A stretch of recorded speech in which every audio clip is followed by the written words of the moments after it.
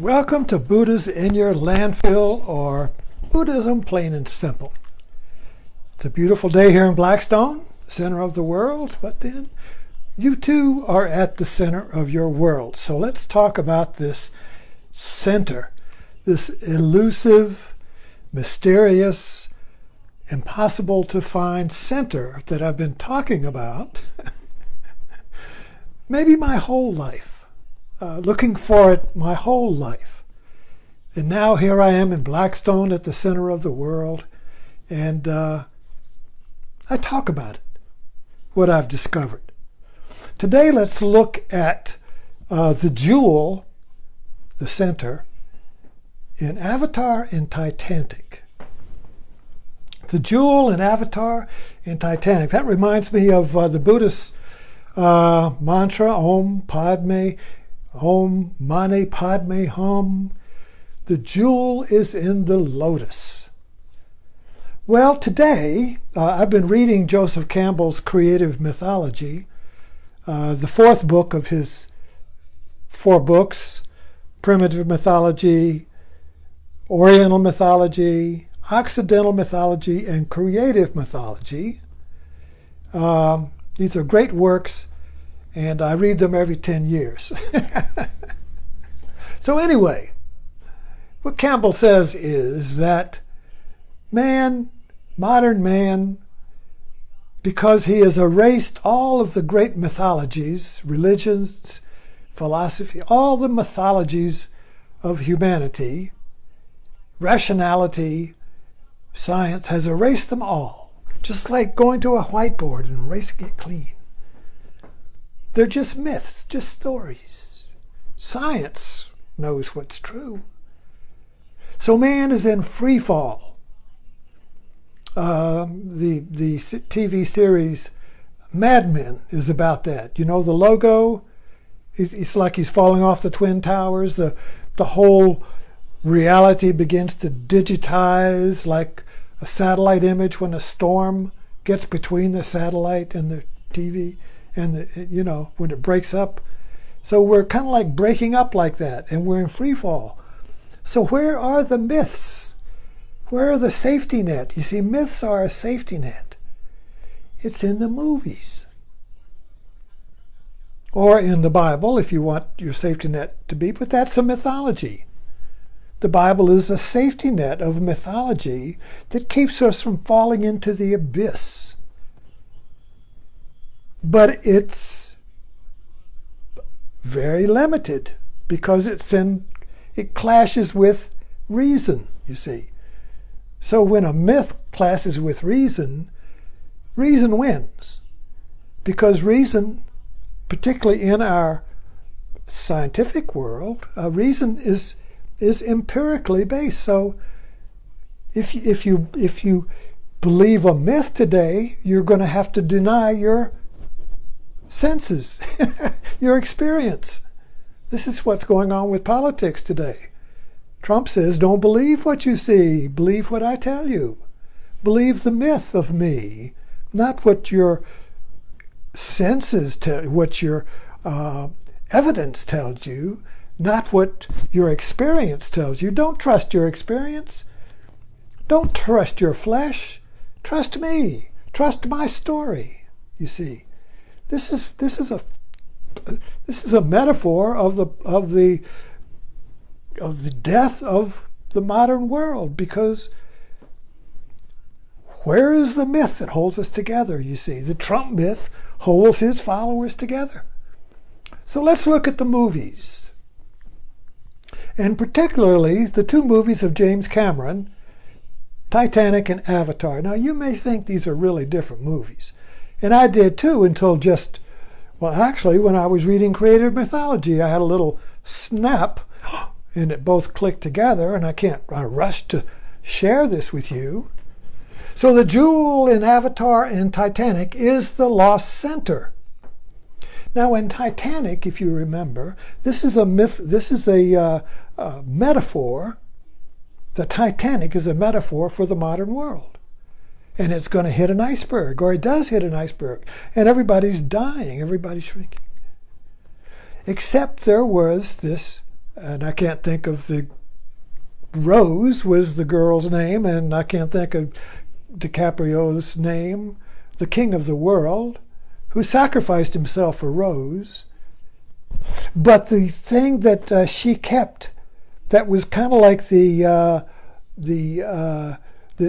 Star of India, this jewel that the world was trying, represented by her fiancé, who was trying to get, you see, and she kept it hidden. And she kept it through her whole life. And then at the end of her life, she threw it back into the ocean. The Star of, I think that was the name, Star of India, maybe not, it doesn't matter. But the point is, that too is a metaphor for the jewel in the lotus. The jewel in the lotus, or the center. So the Titanic is kind of like a myth of modern society today as the Titanic. And its objective world, its rational world, is hitting an iceberg. The world is heat. Global warming is the iceberg. Oh, we're not going to hit we're not going to hit an iceberg. There's no global warming. The earth is not going to get too hot to live on.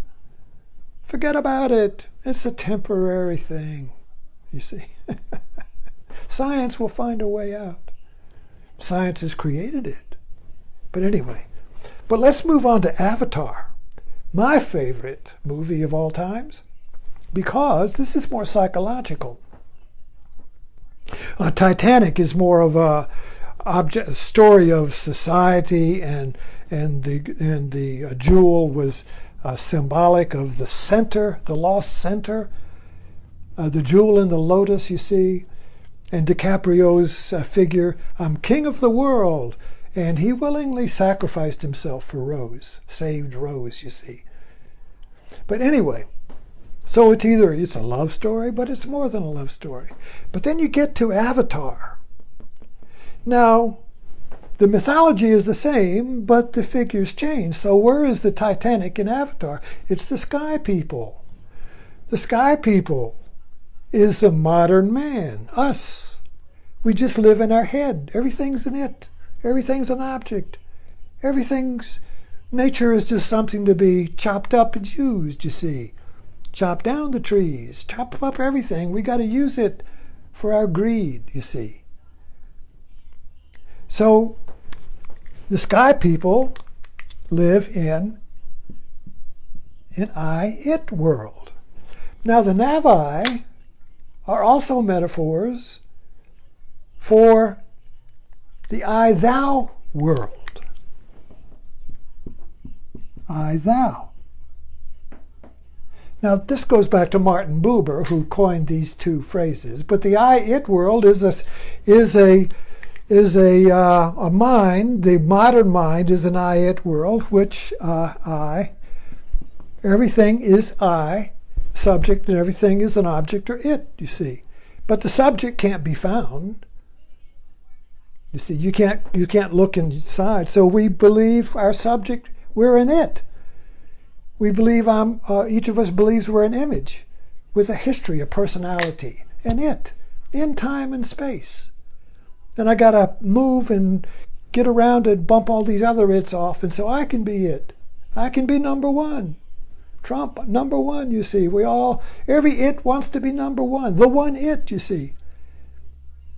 But that's all still in a world of its. There's no center of that world. If you get to be it, you get to the top of the mountain, it's a temporary it. There's no permanent center, you see. It's all in flux. It's all the Titanic. It's all going down, you see. So Jake Sully is our spiritual hero in Avatar, who is wounded, deformed, can't walk, his body's broken, can't be fixed. The metaphor for the Fisher King, for the Christ, the wound that will not heal, the lance in the side. The Fisher King in the Grail stories, you see. He wants to be healed. Where is the Holy Grail? Indiana Jones, Last Crusade. Where is the Holy Grail that will heal my wound? Where is the Holy Grail that will heal the suffering of the I-it world. Where is the Holy Grail that will heal, restore the center, you see? So Jake Sully is our spiritual hero who makes the journey. He goes into Pandora, the lost world, and he discovers that he goes through a period of no man's land. He doesn't know whether the sky people world is real or whether Pandora is real. I don't know. He goes through ambiguity. He goes through the two gargoyles guarding the temple. He goes through, like Moses, he goes through the Red Sea of the sea divided. He goes through the two cherubims back to the tree of life. Oh, the tree of life, the home tree. So he has to go through this ambiguity. He goes through the terror of not knowing who he is or what is true. The I-it world, you see, cannot stand ambiguity because everything has to be in it. Everything has to be named and known. If there's a mystery, it rushes in and names it right away, puts it in the dictionary. Now I know what it is. Let's move on. You see, the mystery is gone. But it's the mystery, it's the ambiguity that is the portal to our center. So he goes through. Now what does Jake Sully do? He leaps the last shadow. What is the last shadow but death? The unknown, the uncertain, the impossible. He leaps on it. It's no plan. There is no plan. He just does it. It's a spontaneous act that comes out of the ambiguity, you see. So he leaps on the last shadow, and suddenly he's got wings. Suddenly he's at the center. Suddenly he's the butterfly when before he was the worm. Suddenly he has created himself. But there's one step more to go, you see. Because now, having defeated the sky people, having defeated the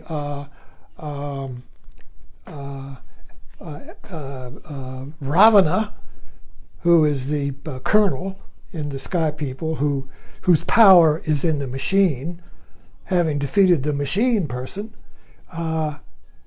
he has one more thing to do, one more unknown to penetrate, you see. And it's his birthday, so he merges his human body with the Navi body through a ritual, through magic, through alchemy, and he wakes up and the movie ends.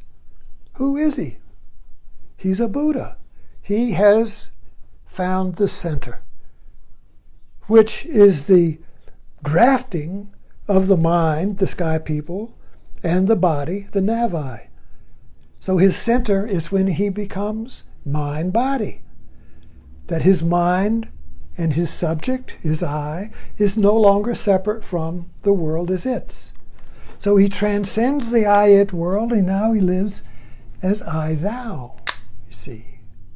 The world is thou, which is what the Navi people taught him. That the world is you. You are the world and the world is you. So he's bonded with the world, no longer as a separate it, but as himself. And yet at the same time, you still live in an I-it world where you can go get something to eat, catch a bus, you see.